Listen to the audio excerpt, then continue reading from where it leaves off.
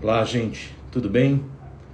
Hoje nós vamos conversar sobre Alberto Fujimori, ex-presidente peruano que faleceu ontem, dia 11 de setembro de 2024. Fujimori foi uma figura polêmica e que mudou a história do Peru e talvez da América Latina. Ele nasce em Lima, capital do Peru, oficialmente, depois eu explico o porquê oficialmente, e teve uma vida repleta de vitórias, mas também de acusações seríssimas e controvérsias profundas.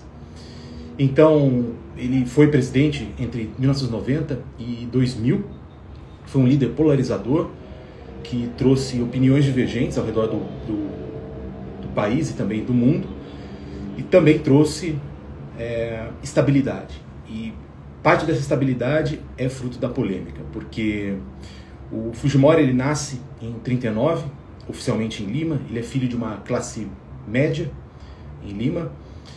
Ele se forma em engenharia no Peru e logo depois ele complementa os estudos com pós-graduações em matemática, tanto na França quanto nos Estados Unidos. Era muito inteligente, um cara bem acima da média, falava fluentemente o espanhol, o francês e o inglês. E entendia também algumas línguas indígenas dentro do Peru.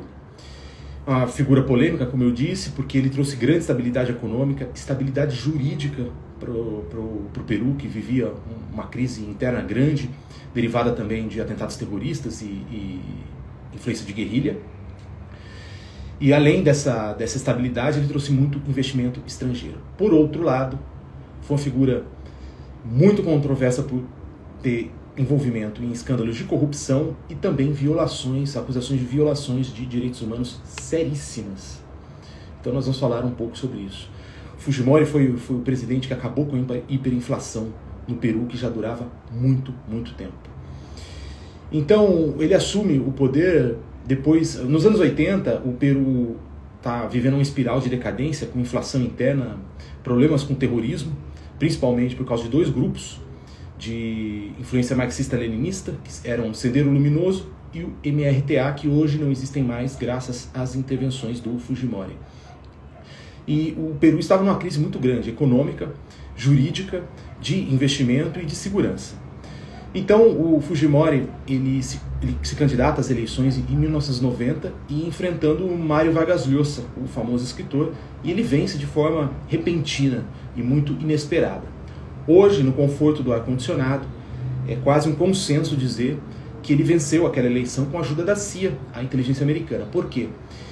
O Fujimori tinha um grande amigo, Vladimiro Montesinos, que vai ser objeto dessa live ainda, e o Vladimiro Montesinos era um cara também muito fora da curva, acima da média da inteligência, que ele era da comunidade de inteligência do Peru, e foi treinado nos Estados Unidos.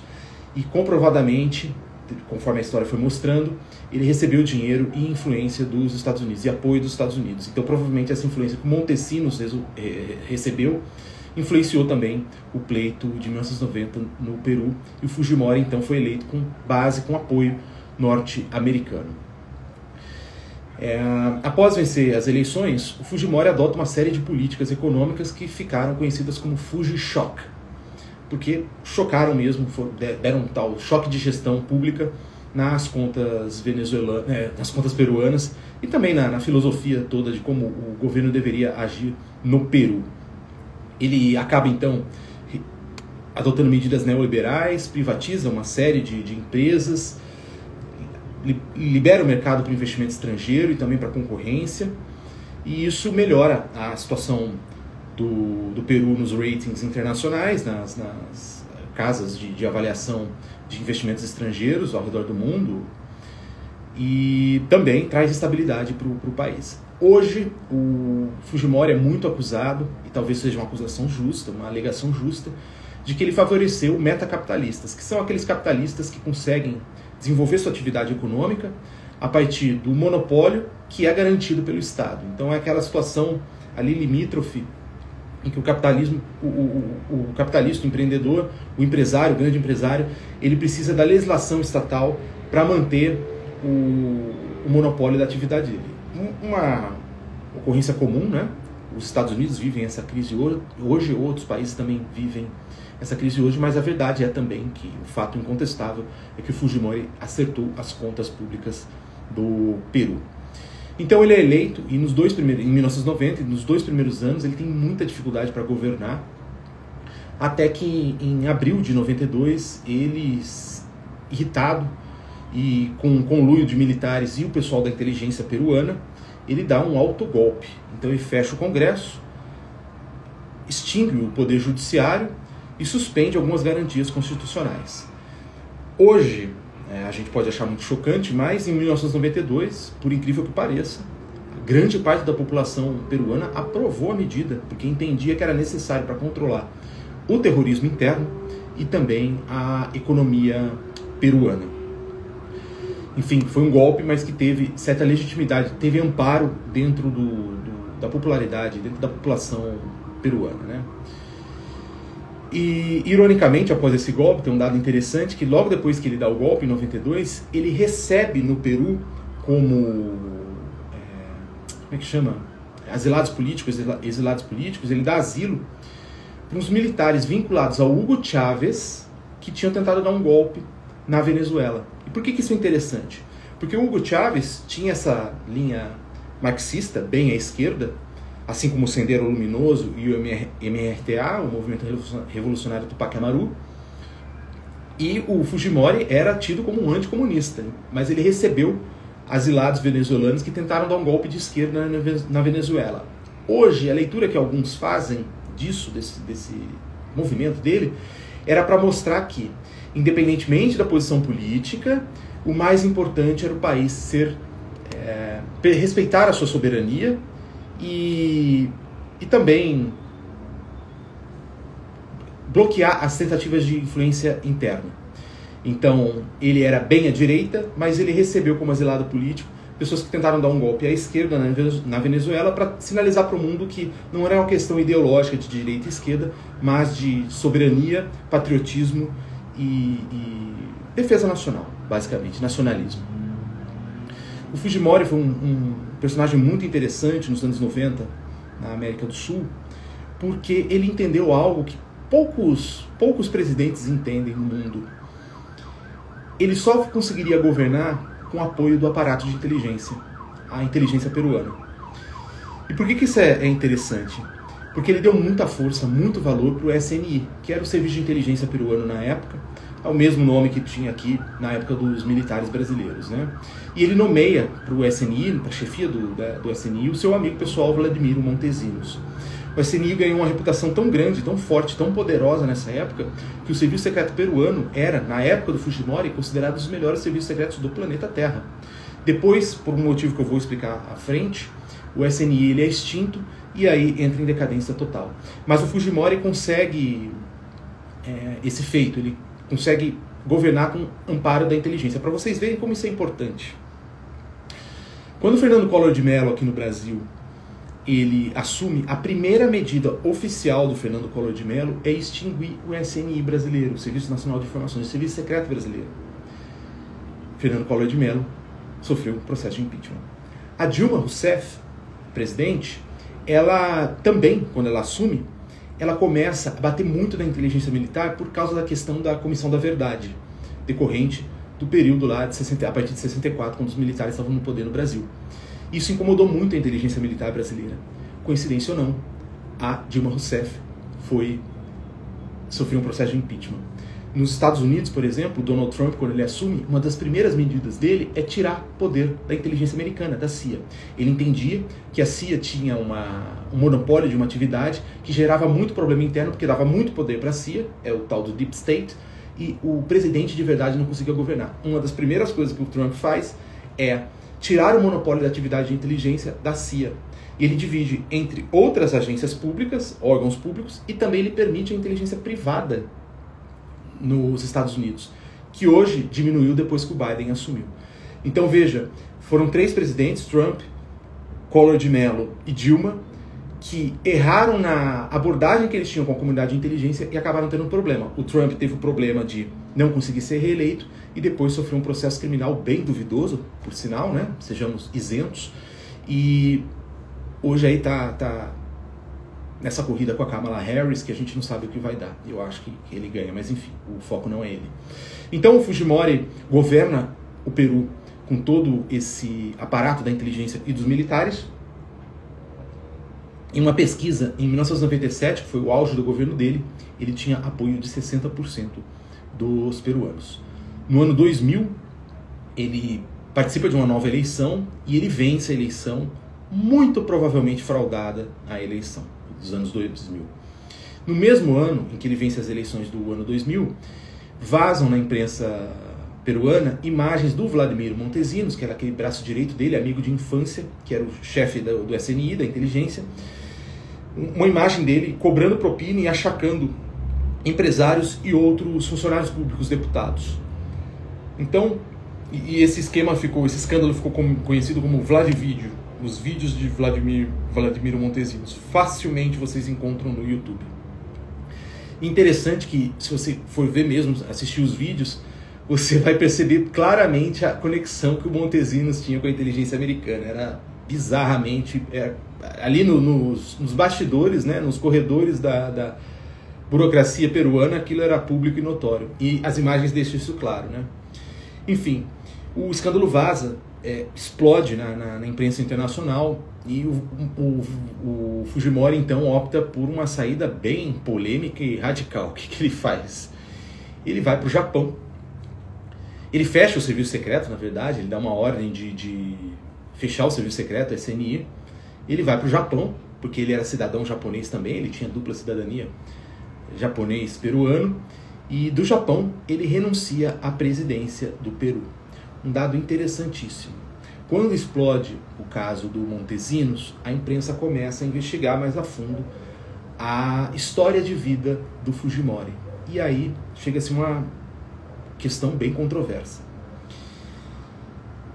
Existe a alegação de que o Fujimori não nasceu no Peru, ele nasceu no Japão e que ele nunca teria direito a adquirir a cidadania peruana.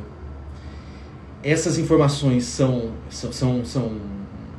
isso não é formado assim, isso não é absoluto, não é provado, e as suspeitas são fundadas, muitos acreditam que sejam verdade, o que traz uma ironia impressionante, porque o maior líder, ou um dos maiores líderes que o Peru já teve, talvez não seja peruano, ele seja japonês. O governo japonês sempre confirmou que ele é cidadão, os documentos japoneses são autênticos e inquestionáveis, mas muita gente diz que ele falsificou os documentos peruanos, de certidão de nascimento, local de nascimento, na época quando ele começou a carreira política dele, lá nos anos 90. Até hoje não se sabe a resposta disso, mas é um caso interessante, um case em que o presidente talvez não tenha nascido no país e não seja nem cidadão desse país.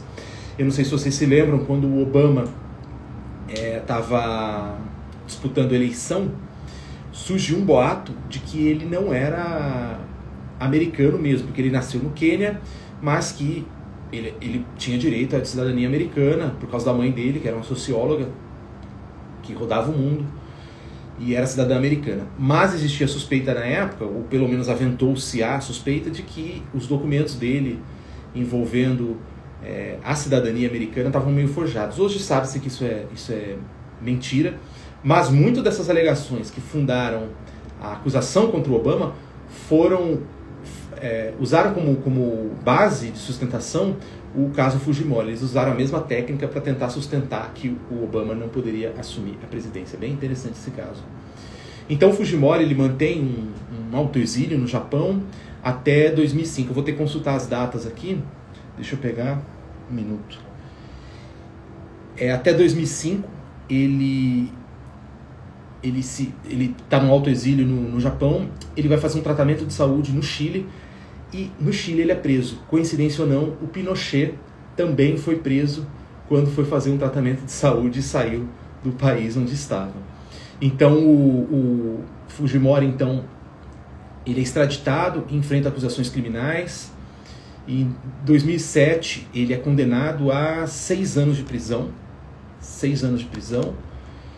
E ele é condenado também em 2009 por violações de direitos humanos, sequestro, participação em sequestro e participação em grupos de extermínio. Eu já vou falar disso.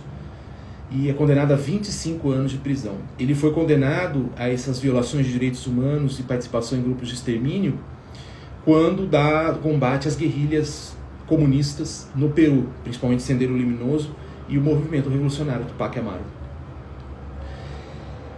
Uma das acusações que pesa sobre o Fujimori é bem pesada, porque, bom, basicamente são duas, que quando ele estava na perseguição a esses membros do Sendero e do MRTA, ele rendeu muita gente, os grupos, né, que estavam sob comando dele, policiais e militares, renderam muita gente e executavam a sangue frio essas pessoas. Ele alega que ele não tinha dado essa ordem, essa chancela, e que os militares que agiram dessa forma agiram fora da lei, sem autoridade dele. Agora, um outro caso que recai sobre ele é uma acusação de esterilização forçada em mulheres pobres da região rural do Peru. Por quê? Foi feito um estudo pela Agência dos Estados Unidos para Desenvolvimento Internacional, a USAID, que chegou à conclusão que quase 5 mil mulheres foram esterilizadas involuntariamente nesse período do governo Fujimori. Ele sempre negou, ele sempre disse que nunca participou desses eventos, mas existem documentação séria de que pelo menos os subordinados deles estavam envolvidos. Hoje, a suspeita que se tem é que fizeram isso porque os militares da época, eles tinham a visão de que os terroristas nasciam nessas comunidades pobres e rurais, e se esterilizassem as mulheres, os terroristas não nasceriam. Não estou aqui julgando, estou falando o que aconteceu, tá? Querendo ou não, essa política acabou ajudando a combater o MRTA e o Sendero. Estou falando aqui na frieza do que aconteceu, sem o julgamento moral, né? Como sempre. Em 2009 ele é condenado a mais 7 anos de prisão. Por quê? Porque ele admite ter dado dinheiro do erário peruano para o Montesinos, que era esse amigo dele. Ele deu 15 milhões de dólares para o Montesinos, e o Montesinos usou isso parte para o seu acervo particular, para o seu patrimônio particular, parte também para subornar amigos e inimigos no governo. Existe uma estimativa da Anistia Internacional de que o Fujimori desviou, ao longo do seu governo, 600 milhões de dólares. Os apoiadores do Fujimori questionam muito os dados e levantam um dado muito interessante também, uma informação muito importante.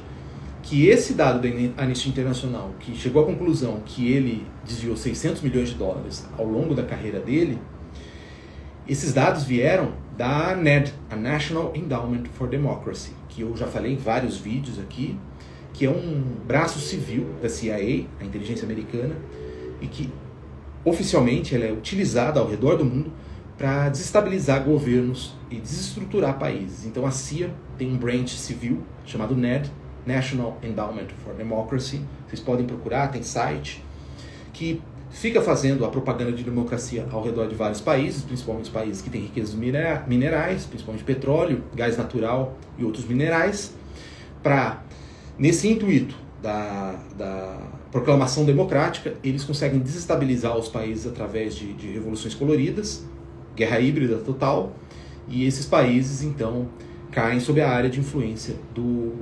da CIA. Faz sentido porque o Fujimori, apesar de ter sido eleito com apoio americano, ao longo da carreira dele, ele vai se distanciando demais dos Estados Unidos, e principalmente a forma que ele usou para combater as guerrilhas comunistas era completamente fora do padrão, não seguiu o protocolo internacional, nem os manuais de guerra que os próprios americanos usaram para combater guerrilhas em outros países do mundo. Então isso afastou um pouco os americanos dos peruanos. Por quê? Porque, querendo ou não, independentemente do mérito, da moral, a tática do Fujimori começou a dar certo. E os americanos falaram, caramba, como é que nós vamos fazer isso? Esse cara está esterilizando mulheres, matando gente a sangue frio, subornando pessoas, mas ele está conseguindo eliminar a guerrilha. O recado que passa é isso, entendeu? E isso fez os Estados Unidos se afastarem temporariamente dele. Então, essa alegação de que ele recebeu, ele contesta essa alegação de que ele recebeu toda essa fortuna, e venhamos e convenhamos, ele chegou a ser listado como um dos 10 homens mais ricos e corruptos do planeta Terra pelo aquele Global Report of Corruption, eu acho que é esse o nome do relatório, que também é vinculado a esses organismos norte-americanos. Só que assim, a verdade seja dita, né? O Fujimori sempre levou uma vida discreta, humilde, e nunca teve pessoalmente essa ostentação externa que muitos governantes, muitos reis, presidentes corruptos ao redor do mundo têm. Ele não andava com relógio de 90 mil, não andava de carro importado, e quando ele foi para o Japão, ele foi morar com uma bailarina japonesa, se eu não me engano, que era a namorada dele, bem mais nova.